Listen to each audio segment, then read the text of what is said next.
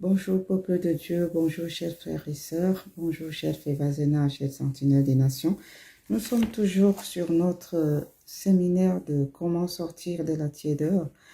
Nous avons vu, le Père nous a demandé que nous devions prier, jeûner, méditer. Après, il nous a enseigné sur la sanctification. Maintenant, nous sommes sur l'obéissance, la troisième partie. Donc, sur cette troisième partie, j'ai déjà fait 2 vidéos. Je pense que c'est la troisième. Je ne sais pas s'il y aura une quatrième, mais jusqu'à présent, c'est ce que j'ai reçu, que je vais vous partager.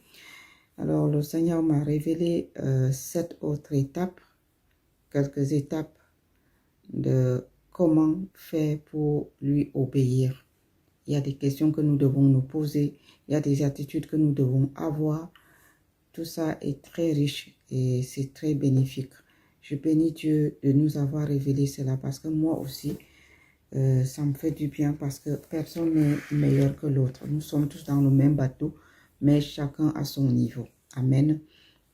Donc nous voulu voir quelques principes que le Père nous donne aujourd'hui de comment faire pour sortir, pour entrer dans l'obéissance, pour lui obéir. Parce que l'obéissance, le manque d'obéissance nous refroidit. C'est-à-dire le manque d'obéissance, c'est la rébellion contre Dieu en fait. La désobéissance, c'est la rébellion.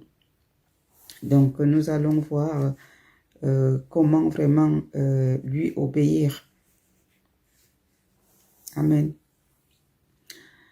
Nous revenons dans notre passage, premier principe dont nous recommençons, nous revenons sur Josué, chapitre 1, verset 8 qui dit « Que ce livre de la loi ne s'éloigne pas de ta bouche et médite-le jour et nuit afin que tu prennes garde à faire selon tout ce qui y est écrit. Car alors tu feras réussir tes voies, alors tu prospéreras. » Donc, nous voyons ici que pour réussir et pour prospérer, il faut mâcher, il faut manger le livre de la loi, donc la méditation. Ça, pour cela, pourquoi est-ce que nous devons lire ce livre de la loi qui ne s'éloigne pas? Pour connaître la volonté de Dieu. Donc, premier principe, il faut connaître la volonté de Dieu. Si nous ne connaissons pas la volonté de Dieu, nous allons faire à notre tête et Dieu va considérer cela comme étant une rébellion, un manque de respect, un rejet d'autorité et un manque d'obéissance, quoi. Donc, que ce livre de la loi ne s'éloigne pas de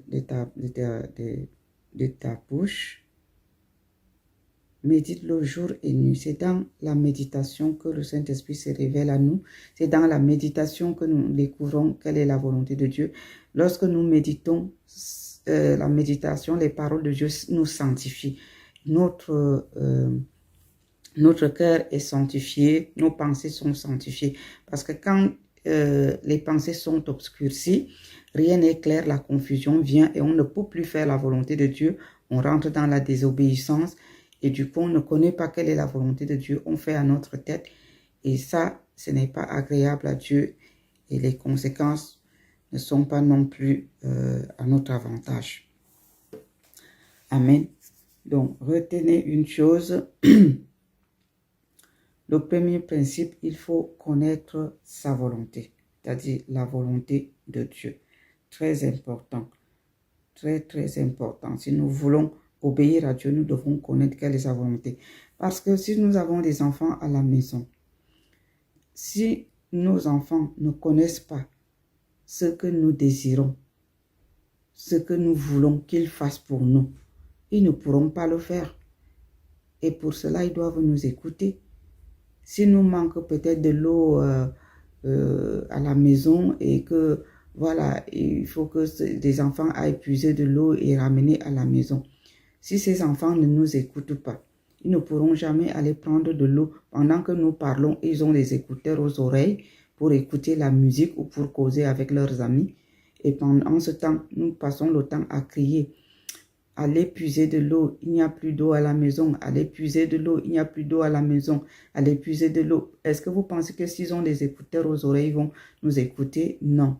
Et comme ils ne nous ont pas écoutés, ils font leur chemin. Quand on revient le soir, on trouve que la maison est vide, il n'y a pas d'eau. Ils n'ont pas fait, mais ils ont balayé la maison. Ils ont lavé les habits. Ils ont tout fait, mais sauf aller puiser de l'eau, comme on leur a demandé. Est-ce que vous pensez qu'ils ont répondu à nos attentes? C'est ce que beaucoup d'enfants de Dieu font. Nous travaillons, nous faisons beaucoup de choses dans la maison de Dieu, sauf ce qui est de la volonté de Dieu. Qu'il n'en soit plus ainsi au nom de Jésus. Donc, retenons que première étape, premier principe, il faut connaître sa volonté. Amen. Nous allons lire quelque chose dans Éphésiens chapitre 5, le verset 17. Je lis au nom de Jésus-Christ. C'est pourquoi ne soyez pas sans intelligence, mais comprenez quelle est la volonté du Seigneur. Il est très important de connaître la volonté du Seigneur. Quand on connaît la volonté du Seigneur, eh bien, on peut choisir de faire sa volonté, comme on peut aussi choisir de ne pas faire. Je ne dis pas ici que automatiquement, parce qu'on connaît la volonté du Seigneur, on va faire sa volonté. Mais pour ceux qui cherchent Dieu en esprit et en vérité pour de vrai, c'est mieux de connaître sa volonté et de faire ce qui est bon et agréable à son cœur. Il vaut mieux répondre à ses attentes que de rentrer dans l'activisme, faire tout sauf la volonté de Dieu. Je vous ai pris l'exemple d'un enfant qui n'a pas compris le besoin de son parent, mais qui a tout fait dans la maison, mais sauf ce que le parent attendait. C'est ce que beaucoup d'enfants de Dieu font. Les enfants de Dieu ne cherchent pas à connaître quelle est la volonté du Père, mais ils entrent dans l'activisme, ils font tout dans la maison de Dieu, sauf la volonté de Dieu. Et ça, quand tu n'es pas aligné avec la volonté de Dieu, le Saint-Esprit n'est plus là. Donc, on travaille par la chair, le Saint-Esprit est loin de nous et ça ne nous avantage à rien. Il faut toujours donc poser des questions au Seigneur telles que dis-tu Seigneur? Que dois-je faire? Et où dois-je aller? Que veux-tu que je fasse? Et ceci à chaque pas. À chaque pas que nous devons faire dans notre marche avec le Seigneur, nous devons lui poser cette question-là. Donc, deuxième principe que le Seigneur m'a révélé, il a dit, nous devons soumettre notre volonté à Dieu. C'est-à-dire, nous devons nous soumettre à lui. Soumettre notre volonté à Dieu veut dire que avant de faire quelque chose, je me soumets à Dieu. Je me soumets à sa volonté, à son choix. Ce n'est plus mon choix. Ce n'est plus moi qui décide. Ce n'est plus moi qui choisis. Mais c'est mon Dieu qui choisit. Et j'accepte, je soumets mes pensées à lui. Amen. Jean chapitre 5, le verset 30. Jean chapitre 5, verset 30 dit ceci. Je ne puisse rien faire, moi de même. Je juge selon ce que j'entends. Et mon jugement est juste, car je ne cherche pas ma volonté. Ce qui m'intéresse ici, c'est cette deuxième partie. Car je ne cherche pas ma volonté, mais la volonté de celui qui m'a envoyé. Il vaut mieux être envoyé par le Seigneur que d'être maître de notre propre initiative et d'accomplir les choses dans la maison de Dieu comme si nous étions des dieux. Quand nous faisons certaines choses, est-ce que c'est Dieu qui nous envoie? Posons-nous cette question. À partir d'aujourd'hui, ne faisons plus les choses de nous-mêmes. Avant de faire quelque chose, rassurons-nous que l'acte que nous allons poser, c'est Dieu qui est à l'origine et non nous-mêmes. Amen.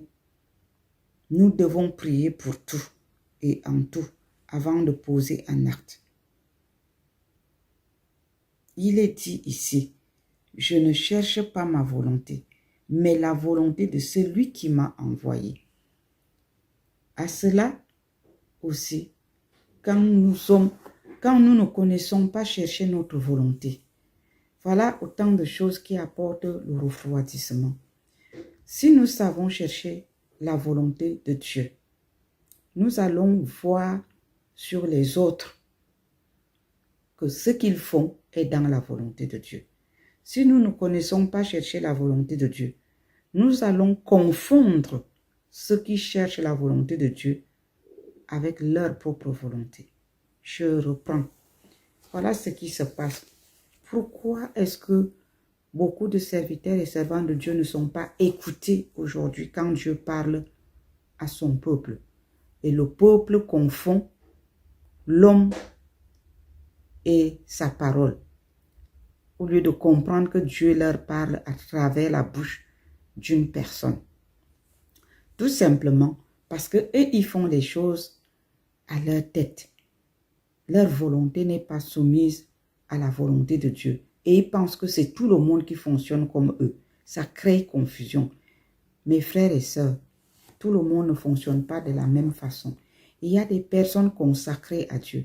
Avant de vous dire quelque chose, ils écoutent cela de Dieu et ils viennent vous transmettre. Il faut les écouter. Ce ne sont pas ces personnes qui vous parlent. Il y a des personnes qui ne savent pas écouter Dieu et qui font les choses sans demander à Dieu, sans écouter Dieu.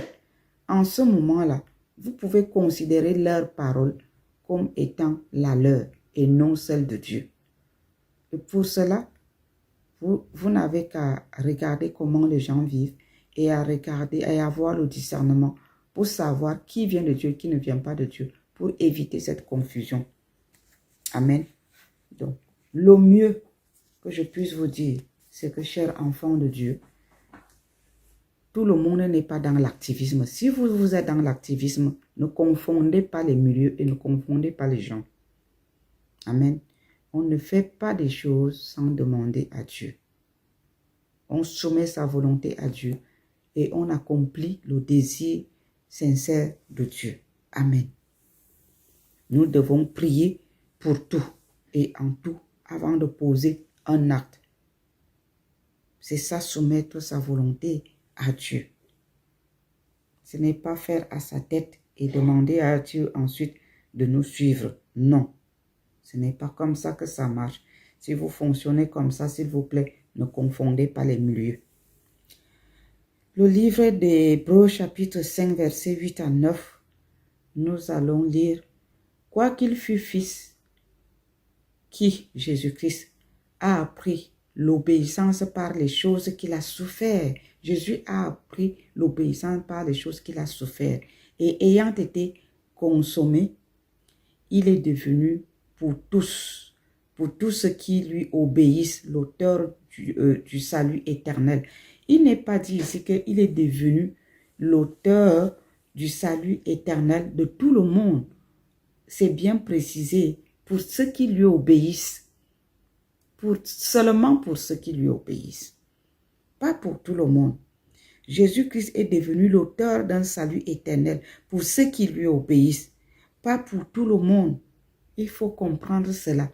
Parce que quand on dit Jésus a tout payé et chacun va sa route et pense être dans la volonté de Dieu et pense bénéficier de la justice, de la mort de Christ, c'est des illusions.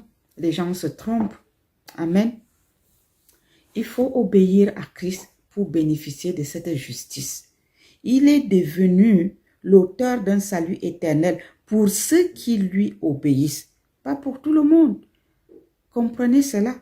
C'est écrit là, Hébreux 5, versets 8 à 9, dont le verset 9 précisément.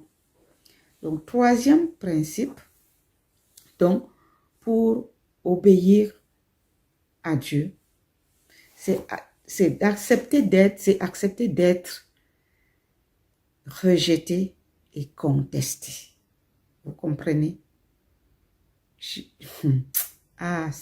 pas facile. Accepter d'être rejeté et contesté par son entourage pour obéir à Dieu. Si tu n'acceptes pas qu'on te contrarie, si tu n'acceptes pas qu'on te rejette, tu ne peux pas obéir à Dieu. Regardez Il y a des situations très complexes que vous ne pouvez le croire. Ceux qui servent le Seigneur vont comprendre ce que je dis. Le Seigneur vous dit, allez dans une ville. Il vous dit, voici votre Aaron. Aaron était la bouche de Moïse. Ok? Il dit, je vous envoie dans une ville. Voici votre Aaron. Comme vous ne savez pas parler, Aaron va parler pour vous. Vous arrivez dans cette ville. Aaron, que Dieu vous a donné, dit, moi je ne vais pas parler. Et Moïse est là. Il doit accomplir une mission dans cette ville. Il doit faire comment? Il ne doit pas retourner parce qu'Aaron va refuser de parler. Il faut obéir à Dieu. Parce qu'il y a des âmes à sauver. Que faut-il faire? Qu'est-ce qu'il faut faire? Que faut-il faire? Je vais vous donner la solution. Aaron n'a pas accompli sa mission. Ce n'est pas pour autant que Moïse aussi doit laisser tomber. Lui, il doit obéir. Si Aaron n'a pas obéi, Moïse doit obéir. Et comment est-ce que Moïse va obéir? Moïse va mettre ses genoux par terre pour demander à Dieu. C'est toi qui m'as donné Aaron. Maintenant que Aaron n'obéit pas à tes instructions, suscite Hugues. Dieu va susciter un autre Hugues, un autre disciple qui sera appelé Hugues. Et Hugues va soutenir les bras de Moïse. Et la mission de Dieu sera accomplie. Enfant de Dieu, si vous avez des difficultés, vous êtes contesté, vous êtes rejeté, vous êtes contrarié, n'arrêtez pas la mission que Dieu vous a donnée. Demandez à Dieu de susciter un Hugues. Dieu va susciter Hugues et Hugues va vous soutenir et vous allez avancer. Amen. La personne qui sera perdante, ce sera Aaron. Ce ne sera ni Moïse ni Hugues. Et la mission de Dieu ne pourra pas échouer. La mission de Dieu n'est pas notre mission. Ne vous en prenez pas à ceux qui rejettent leur mission, qui refusent d'accomplir leur mandat. Laissez-les à Dieu. Mais vous continuez votre mission. Dieu va susciter quelqu'un d'autre. La mission de Dieu ne peut pas s'arrêter parce que Aaron ne veut pas accomplir la volonté de Dieu. Amen. Laissez les rebelles entre les mains de Dieu. Vous continuez l'œuvre de Dieu. Ceci veut dire votre entourage va vous rejeter parce que vous obéissez à Dieu. Mais vous ne devez pas laisser de côté la volonté de Dieu pour plaire à votre entourage. Sinon, c'est Dieu qui va vous rejeter. Vous comprenez? Si Aaron refuse d'accomplir le mandat de Dieu, toi n'entre pas dedans. Parce que le rejet d'Aaron ne doit pas être en même temps ton rejet. Amen. Ça, il faut bien comprendre et retenir cela. Parce qu'il y a des pièges dans la mission, dans la vie chrétienne, dans l'œuvre de Dieu, que les vrais disciples de Christ ne doivent pas entrer dedans. Dans Matthieu chapitre 10, le verset 33, nous allons lire, la parole de Dieu nous dit, « Mais quiconque me reniera, Dieu dit, quiconque me reniera devant les hommes, moi aussi, je le renierai devant mon Père qui est dans les cieux. » Amen. Quiconque me reniera devant les hommes, moi aussi, je le renierai devant mon Père qui est dans les cieux. Si quelqu'un choisit de renier Christ en faveur des hommes, pour choisir les hommes et laisser de côté l'œuvre de Dieu, ben, le Père dit quoi? Tu le renies devant les hommes parce que tu choisis les hommes. Lui aussi, arrivé devant Dieu, il te renie. C'est tout. Mais quiconque me reniera devant les hommes, je le renierai aussi devant mon Père qui est dans les cieux. Donc si Aaron choisit de renier Dieu et de plaire à son entourage, enfant de Dieu, toi n'entre pas dedans. Amen. Continue ton chemin. Chacun répondra devant Dieu selon ses œuvres. C'est ce que dit la parole de Dieu. Donc, les choses qui amènent l'assouplissement, c'est le rejet de la volonté de Dieu. Quand quelqu'un rejette de faire la volonté de Dieu, le Saint-Esprit n'est plus là. Il se retire. Il ne marche pas avec les rebelles. Il ne marche pas avec ceux qui veulent accomplir leur propre volonté à la place d'accomplir la volonté de Dieu. Il faut retenir cela. Vous comprenez? Donc, il faut être prêt pour obéir à Dieu. J'ai dit, troisième principe, Dieu nous a montré qu'il faut être prêt à accepter d'être contesté et rejeté par son entourage pour obéir à Dieu. Tu acceptes que oui, on doit me rejeter, j'accepte. On doit me contrarier, j'accepte. On doit même contester ce que je fais, j'accepte. Mais je veux avancer malgré les barrières.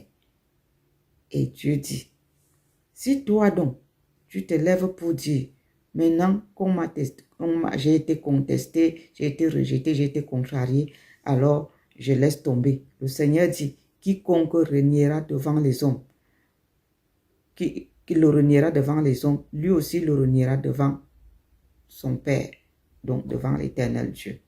Ne soyez pas de ce lot-là. Mais nous allons voir autre chose dans le livre des Actes des Apôtres.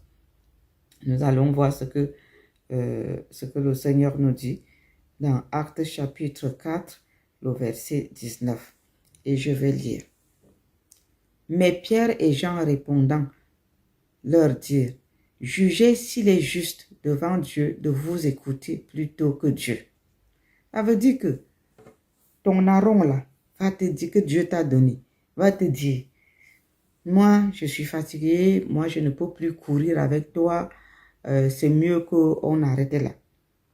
Il ne faut pas l'écouter.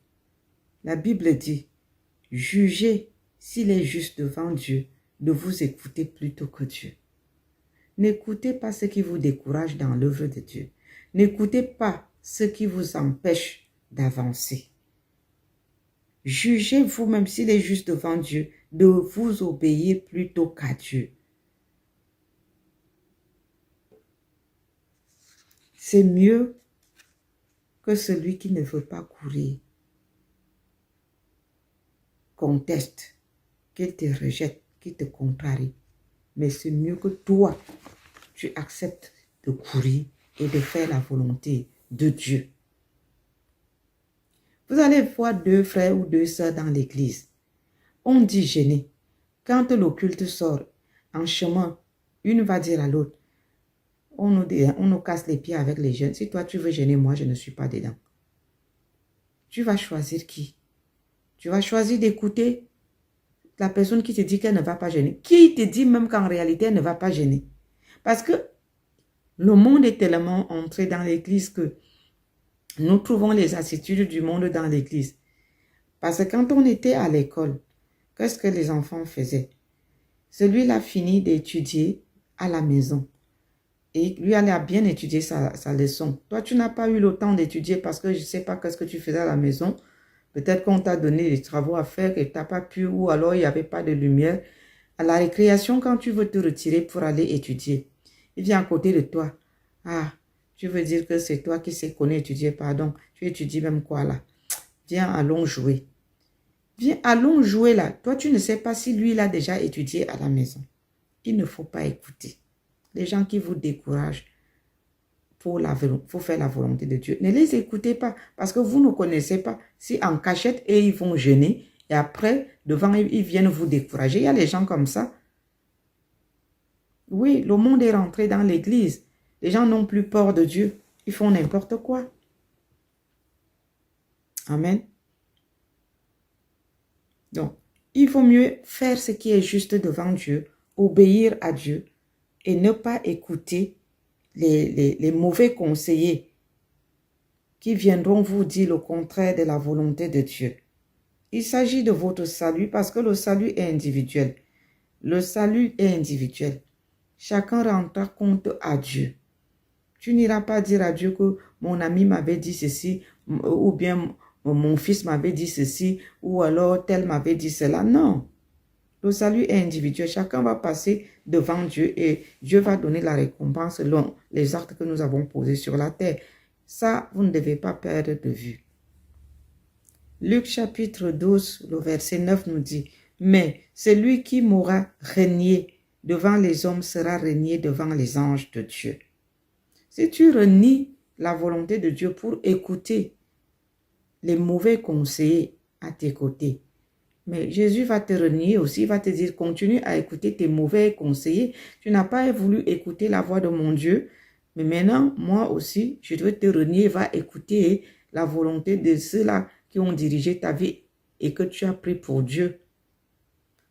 Vous voyez, celui qui me reniera devant les hommes sera renié devant les anges de Dieu. Cependant, le rejet ou la séparation que Dieu lui-même cause dans nos vies, parce que nous lui obéissons, est de courte durée. Il vaut mieux que quelqu'un se sépare de toi parce que tu veux obéir à la volonté de Dieu. Mais il faut savoir que cette séparation-là ne va pas durer parce que Dieu va ramener le cœur de la personne vers vous. Vous comprenez? Je reprends. Cependant, le rejet ou la séparation que Dieu lui-même cause dans nos vies parce que nous lui obéissons est de courte durée. Et à la fin, c'est lui-même qui ramènera le cœur des personnes qui vous ont rejeté vers vous. Donc, il vaut mieux pour un temps ne pas être accepté parce que vous avez obéi à Dieu, mais sachant que Dieu, à la fin, va ramener le cœur de ces personnes-là vers vous, que de désobéir à la volonté de Dieu. Vous comprenez? Il faut bien retenir ces choses que le Seigneur nous enseigne. Parce que quand on n'est pas aligné avec la volonté de Dieu, ce qui arrive, c'est que le Saint-Esprit s'éloigne de nous. Et quand il s'éloigne de nous, c'est nous qui sommes vraiment dans les problèmes. Et une fois que le feu du Saint-Esprit est éteint en nous, ce qui s'ensuit, c'est le sommeil spirituel. C'est la tiédeur. Donc, l'obéissance vraiment est un élément clé. Et voilà, Dieu nous montre les principes de comment obéir. Comment lui obéir. Ne pas écouter à côté quand tu dois faire sa volonté. Il faut seulement faire accomplir sa volonté. Proverbe chapitre 16, verset 7 nous dit, « Quand les voies d'un homme plaisent à l'Éternel, il met ses ennemis même en paix avec lui. » Quelqu'un va se déclarer ton ennemi juste pour un petit temps parce que tu as obéi à la volonté de Dieu. Mais Dieu va ramener son cœur vers toi.